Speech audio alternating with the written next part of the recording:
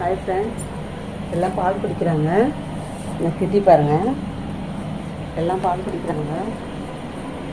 இப்போ தான் பால் குடிச்சிடல, நாக்கு தடவிட்டு போகிறாங்க ஒரு ஒருத்தராக. பாருங்கள், முட்டை சாப்பாடு சாப்பிட்றான் முடிஞ்சான். என்ன பற்றி பாருங்கள், வெளியில் உட்காந்துட்ருக்கா. அங்கே 2 பேர் இருக்காங்க.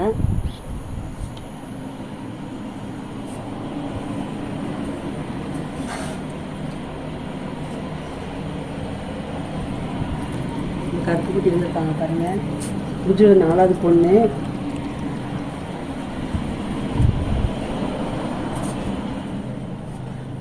பப்பி போட்டு பால் கொடுத்துட்ருக்கான்.